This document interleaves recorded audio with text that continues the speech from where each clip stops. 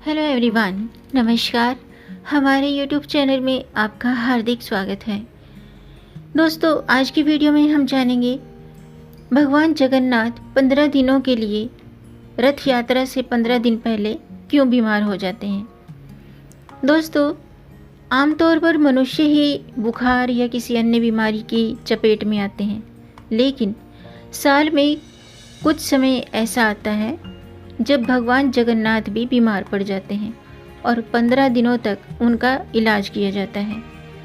इस अवधि में उन्हें एकांतवास में रखा जाता है। तो आज की वीडियो में हम जानेंगे कि भगवान जगन्नाथ रथ यात्रा से 15 दिन पहले क्यों बीमार पड़ जाते हैं। तो वीडियो शुरू करने से पहले आपसे एक खास बात, दोस्तों, अगर आप इस चैनल पर नए आए हैं और पहली बार आए हैं तो इस चैनल को सब्सक्राइब कर दीजिए और बेल आइकन बटन प्रेस कर दीजिए ताकि आने वाली वीडियो देख सकेंगे आप सबसे पहले। और जिन्होंने मेरा चैनल सब्सक्राइब कर दिया है उनका दिल से आभार, बहुत बहुत धन्यवाद। दोस्तों, इसी तरह मेरे चैनल के साथ जुड़े रहिएगा और अपना प्यार हमें देते रहिएगा। वीडियो को अंत तक ज़रूर देखिएगा ताकि कोई भी जानकारी छूट न जाए, क्योंकि दोस्तों आधी अधूरी जानकारी से पूरा लाभ नहीं मिलता है, इसलिए हमारे साथ अंत तक बने रहिएगा। तो आइए शुरू करते हैं। दोस्तों, हिंदू धर्म के चारों धामों में से एक है जगन्नाथपुरी, जहां हर साल आषाढ़ माह में जगन्नाथ रथ यात्रा निकाली जाती है। इस दौरान कई महत्वपूर्ण परंपराएं निभाई जाती हैं। उड़ीसा के पुरी में स्थित भगवान जगन्नाथ जी का मंदिर हिंदुओं के 4 धाम में से एक है और यहाँ जगन्नाथ जी के दर्शन के लिए भक्तों की लंबी लाइनें लगी रहती हैं। विशेष तौर पर जब जगन्नाथ यात्रा निकाली जाती है तो उसमें शामिल होने के लिए, उस पवित्र यात्रा का हिस्सा बनने के लिए देश विदेश से भक्त पुरी पहुँचते हैं। यह यात्रा हर साल आषाढ़ माह के शुक्ल पक्ष की द्वितीया के दिन निकाली जाती है और इस साल यानी कि साल 2024 में 7 जुलाई से रथ यात्रा शुरू हो चुकी है और 16 जुलाई तक चलेगी।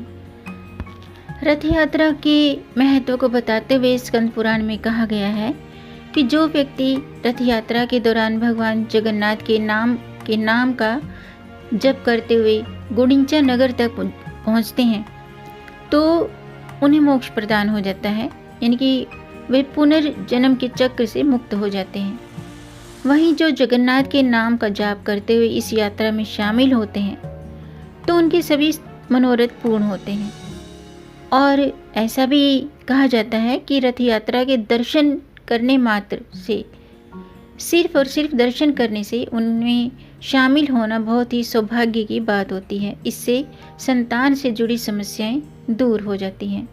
तो आज की वीडियो में हम जानेंगे कि भगवान जगन्नाथ रथ यात्रा से 15 दिन पहले बीमार क्यों हो जाते हैं, उन्हें बुखार क्यों आता है। दोस्तों, जगन्नाथ रथ यात्रा के दौरान भगवान श्री कृष्ण, उनके भाई बलदेव और बहन सुभद्रा को नगर में घुमाया जाता है। इस यात्रा से जुड़ी ऐसी कई परंपराएं हैं जो प्राचीन काल से निभाई जा रही हैं और जो आज भी इन परंपराओं को पूरी श्रद्धा के साथ निभाया जाता है।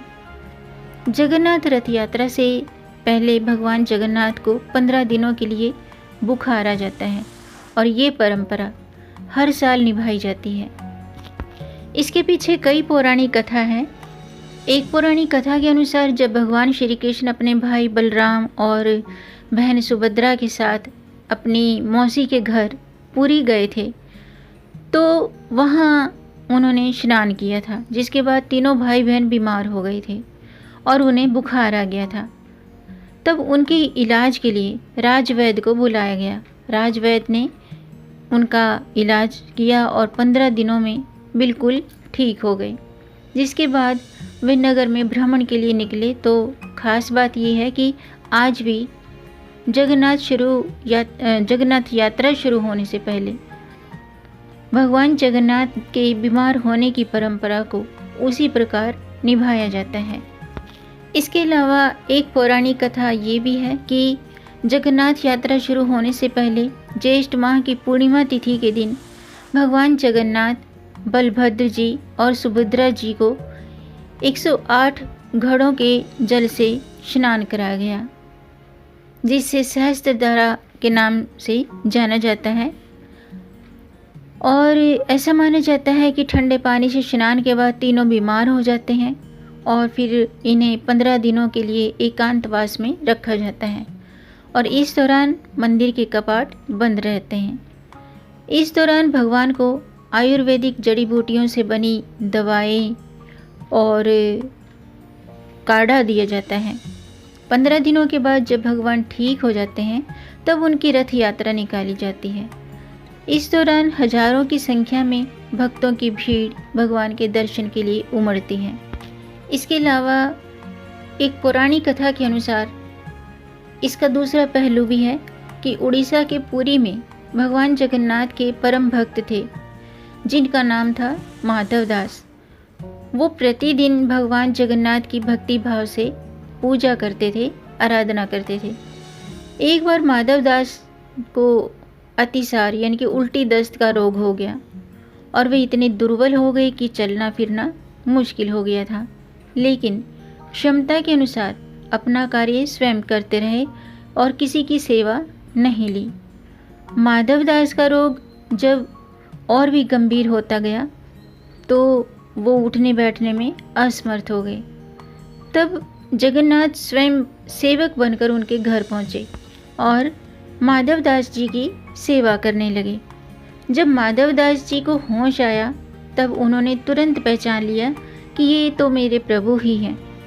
तब उन्होंने कहा, प्रभु आप तो त्रिभुवन के स्वामी हो, आप मेरी सेवा कर रहे हो, आप चाहते तो मेरा ये रोग भी दूर कर सकते थे, रोग दूर कर देते तो ये सब नहीं करना पड़ता।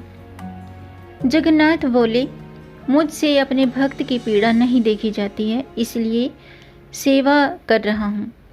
जो प्रारब्ध है उसे भोगना ही पड़ता है, लेकिन अब तुम्हारे प्रारब्ध में जो 15 दिन का रोग और बचा है उसे मैं स्वयं ले रहा हूँ। यही कारण है कि आज भी हर साल भगवान बीमार पड़ते हैं। ये थी पौराणिक कथा कि भगवान जगन्नाथ 15 दिनों के लिए बीमार क्यों हो जाते हैं। दोस्तों, भगवान जगन्नाथ के मंदिर में 12 साल के बाद भगवान की प्रतिमाओं को बदला जाता है, जिसके बाद काष्ठ की प्रतिमाओं को स्थापित किया जाता है। भगवान की प्रतिमाओं को बदलते समय शहर की बिजली काट दी जाती है। इस दौरान केवल पुजारी को ही मंदिर में जाने की अनुमति होती है। इसके अलावा दोस्तों, इस मंदिर से जुड़ी बहुत सी ऐसी खास बातें हैं जिनके विषय में शायद ही आपको मालूम हो।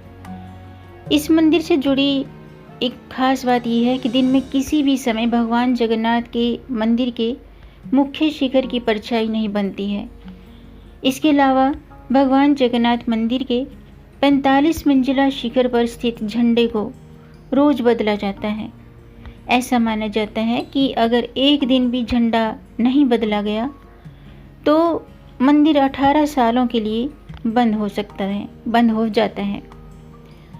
इसी तरह भगवान जगन्नाथ मंदिर के शिखर पर एक सुदर्शन चक्र भी है, जो हर दिशा से देखने पर आपके मुंह यानी कि आपकी तरफ दिखाई देता है। इसके अलावा भगवान जगन्नाथ मंदिर की रसोई में प्रसाद पकाने के लिए मिट्टी के 7 बर्तन एक दूसरे के ऊपर रखे जाते हैं, जिसमें जिसे बनाने के लिए प्रसाद बनाने के लिए लकड़ी की आग से ही पकाया जाता है। और इस दौरान सबसे ऊपर रखे बर्तन का पकवान सबसे पहले पकता है।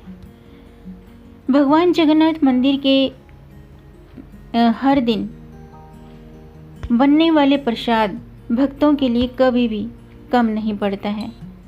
लेकिन दोस्तों, हैरान करने वाली बात यह है कि जैसे ही मंदिर के कपाट बंद हो जाते हैं, वैसे ही मंदिर ये में बना हुआ जो प्रसाद है वो भी बंद हो जाता है, ख़त्म हो जाता है। और ये बहुत ही आश्चर्य की बात है। तो दोस्तों आज के लिए बस इतना ही। उम्मीद है आपको ये जानकारी पसंद आई होगी। अगर आपको ये जानकारी अच्छी लगी हो तो आप इसे लाइक कर सकते हैं और इस जानकारी को आगे बढ़ाकर अपनी फैमिली में, अपने फ्रेंड्स में ज़्यादा से ज़्यादा शेयर कर दीजिए ताकि औरों को भी इससे लाभ प्राप्त हो। और अगर आपका कोई प्रश्न है या कोई सुझाव है तो कमेंट बॉक्स में ज़रूर लिखिएगा। मेरे चैनल को सब्सक्राइब ज़रूर कीजिएगा ताकि आने वाली वीडियो देख सकेंगे आप सबसे पहले। वीडियो को अंत तक देखने के लिए आपका बहुत बहुत धन्यवाद। मिलेंगे नई जानकारी के साथ, तब तक आप खुश रहें, स्वस्थ रहें, अपना ख्याल रखें और अपनों का भी ख्याल रखिएगा। जय जगन्नाथ, जय श्री हरि, हर हर महादेव।